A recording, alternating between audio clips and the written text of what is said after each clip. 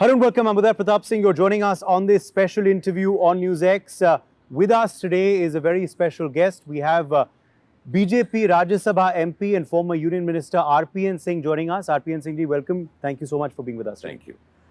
This, in fact, I think perhaps is your first interview after you have taken oath as Rajya Sabha MP. So congratulations as well. Thank you so much. I just took the oath yesterday, actually. Yes. So let me start out by talking to you a bit about what you believe will be, your agenda in the House of Elders. You're in the upper house for the first time. You've, of course, been a member of Lok Sabha before.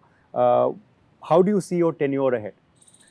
Well, I would like to thank the Prime Minister for giving me this opportunity, actually, to be a member of Parliament of the Rajya Sabha, in the Rajya Sabha. And in fact, I'm going to raise the issues of my home state, Uttar Pradesh, and try my level best in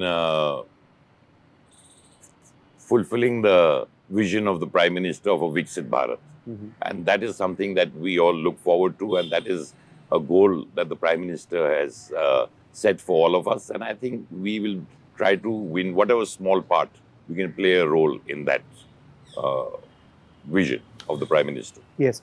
All eyes, of course, right now are on the Lok Sabha polls. The bugle has been blown. Every big political leader is now in the, in the field campaigning. Do you believe, you were just speaking, of course, about Prime Minister's vision for Viksit Bharat, that PM Modi remains the big factor in this Lok Sabha election of 2024 as well? We've seen the Modi wave, in 2014. Many wondered, would it come again in 2019? It came in an even bigger fashion. In 24, do you believe the Modi wave is intact, sir? Well, that's everybody can see it. It's very, very evident. And when the Prime Minister has spoken about 400 par, that is something very believable. Before I came for the swearing-in ceremony to Delhi, I was in my constituency for 25 days. And I traveled the whole district. And the kind of adoration and love the people of India have for the Prime Minister, it is I've never seen that kind of adulation for any political leader and I've been in politics now for over 32 years. That kind of adulation and that kind of following, and the people believe in what he says. And when Prime Minister himself talks about Modi's guarantee, people believe it because they've seen it actually unfold in front of their eyes in the last 10 years. As you said, Ab ki baar 400 par, that's the slogan that we're hearing, in all the rallies of the BJP. Is it just a slogan, or do you believe it's actually achievable? Well, whenever the BJP has come up with a slogan, they've fulfilled that. In the Lok Sabha, no one believed the first time around that they would cross 272. It actually happened. No one believed last time around in 2019 that the BJP on its own would cross 300. It did.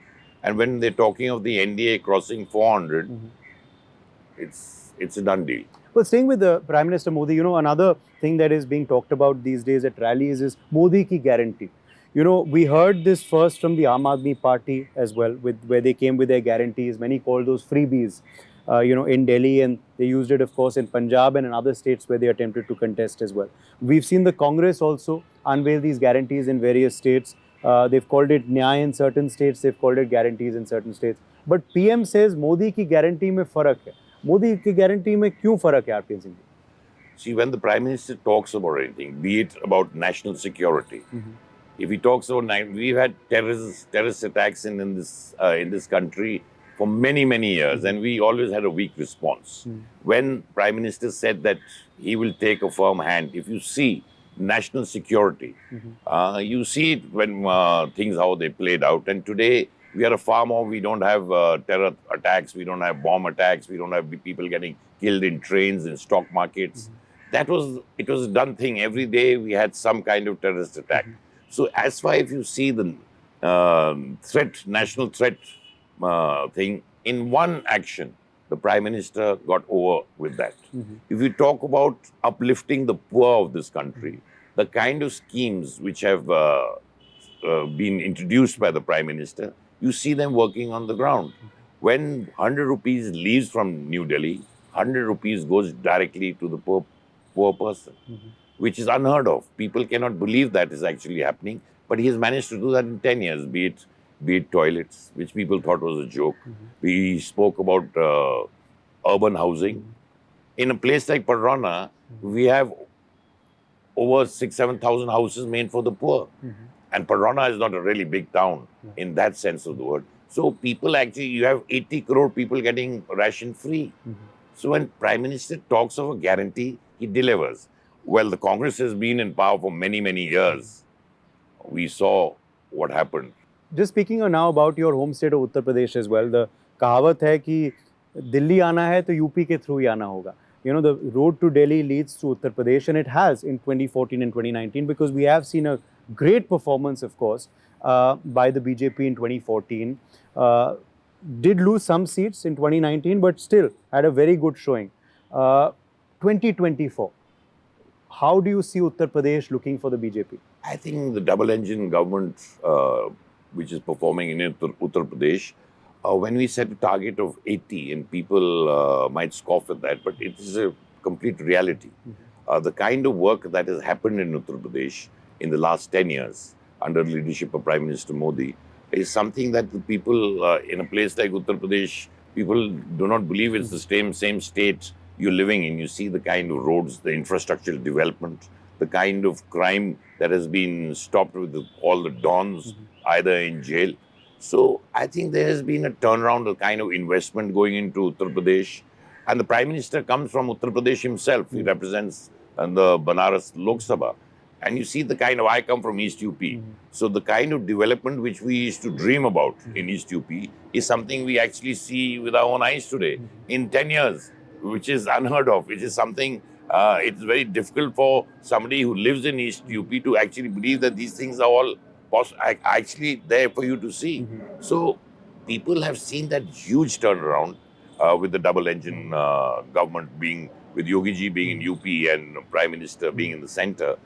So I think ATN, as far as the opposition there is, it's in disarray. They don't know what they're talking about. They talk about breaking up the country. They talk about riots taking place and country being on fire if the BJP comes to power.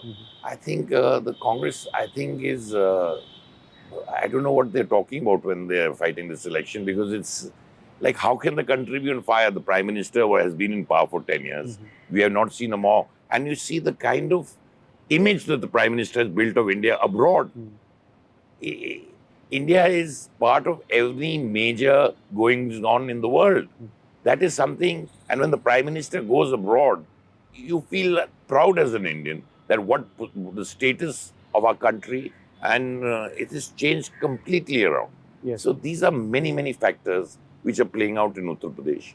And when we say 80 mein 80 is bar.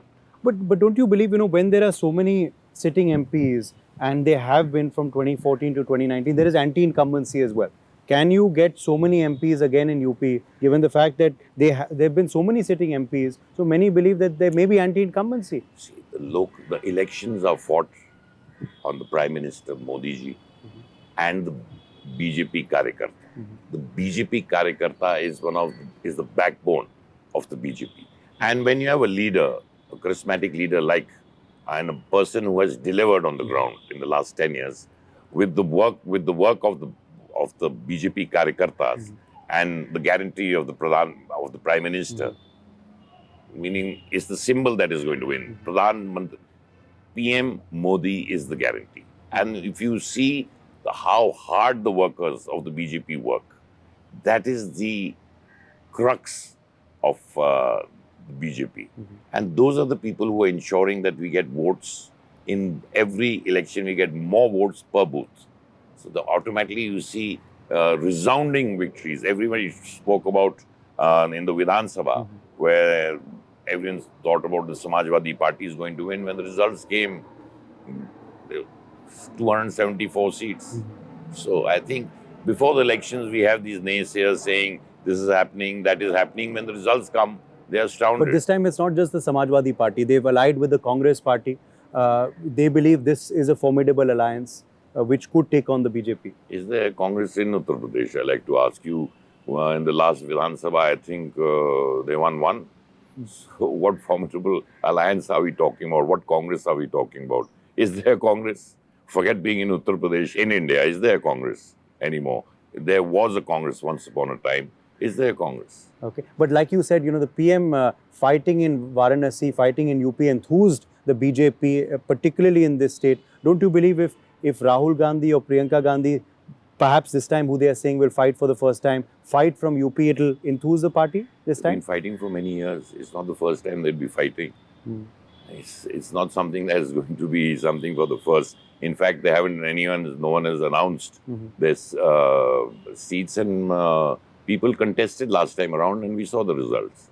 So politics has changed, and the faster people understand that we're in politics, it'll be better for those people. Mayawati has been quite silent this time around, although she will be beginning rallies, we are told, quite soon. What is the BSP factor in UP? Has it become a player on the margins, or is it still a factor, you believe, in Uttar Pradesh? I think BSP is not a major factor in the sense that it used to be. We've seen it dwindling every year in the Vidhan Sabha. It was wiped out.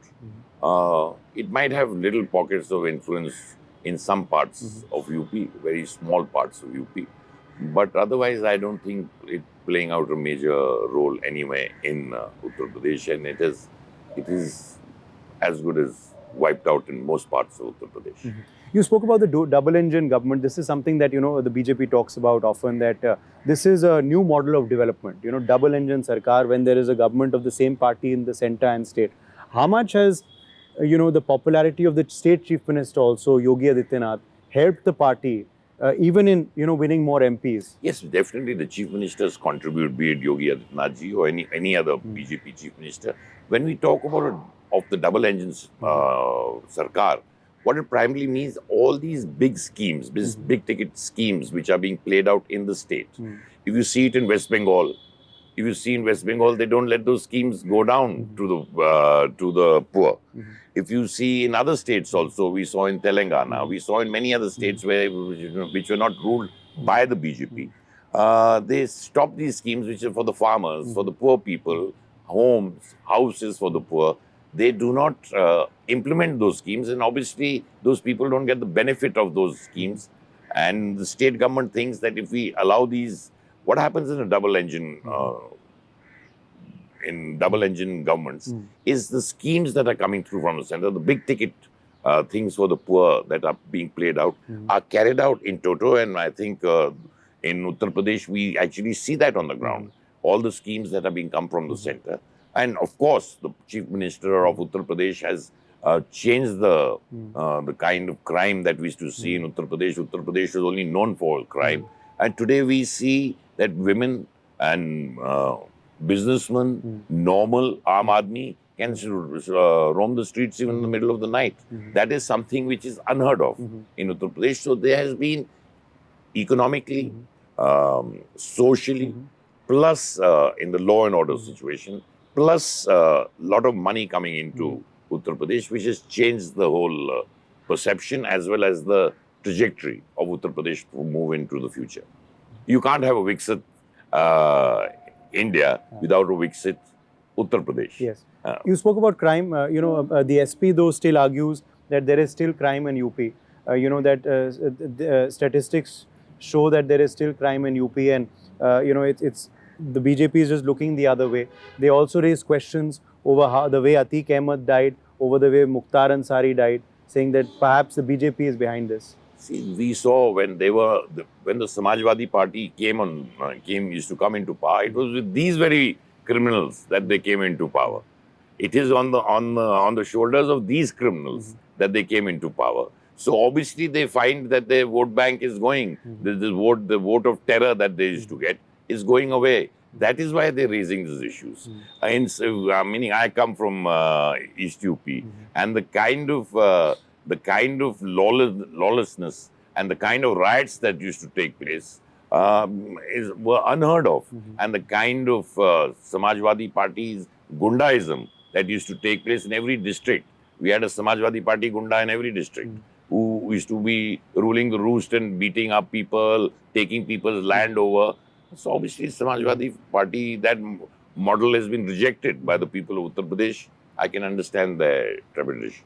If you talk about Kushinagar, where you come from, we've seen, of course, there after you joined the party before the last Vidhan Sabha elections, the party has done very well in your home district. What about this Lok Sabha? What are you seeing in Kushinagar, in that part of eastern UP? What are the main issues, the factors on ground that you are seeing play out? See, I don't give myself any credit. It is because of the Prime Minister and the BJP workers and the Chief Minister that we won those seats in East UP.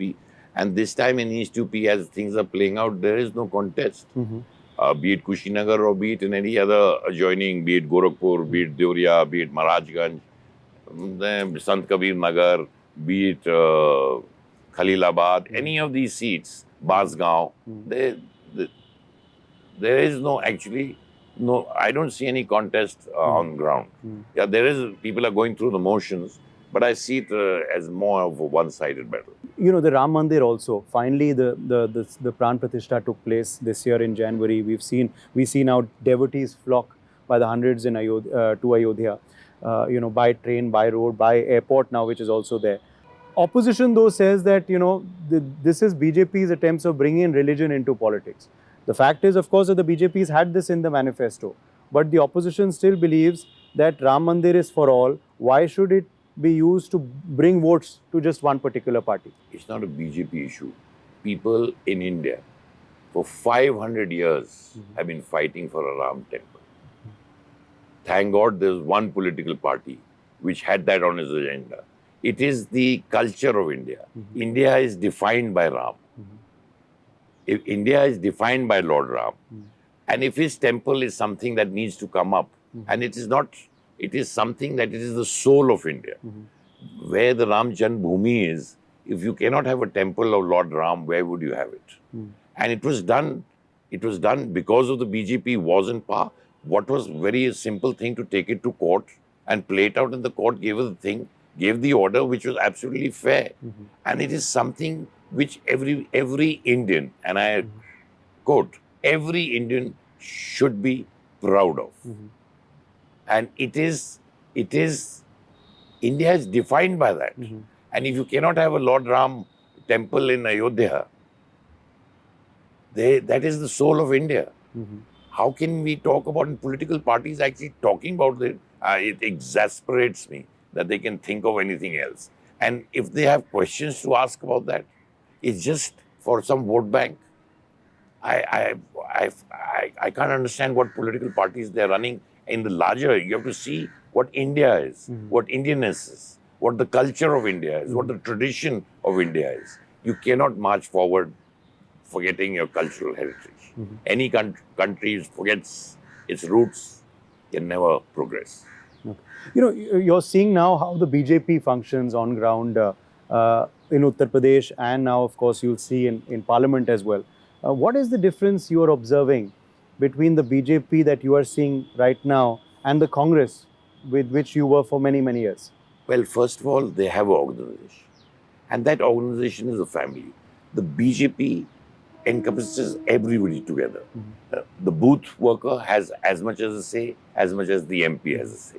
Everybody works together, and it is a 24/7 where you're working for the nation, for the party, and where you are taking concrete steps to build the BJP, plus how to build the nation. It is India first, Bharat pehle, uske baad aur kuch. So it's an organization and it is a family. And if any worker wants to meet any leader of the BJP, it's a phone away.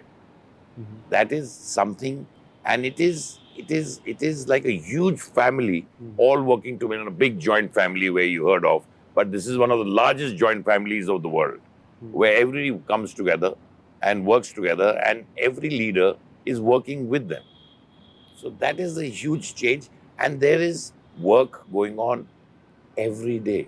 Every day there's work going on. Everybody works together. Everybody is equals. We don't build leaders. We build an organization. The goal being making the BJP strong, to make India a great country. what was your trigger point, to leave the Congress party? What was it that finally, caused you to take that step, RPN Singh? Well, that's the history now. But if you ask me one trigger point, I don't. Meaning, as I said when I joined the BJP, that's past history. But there's one trigger point.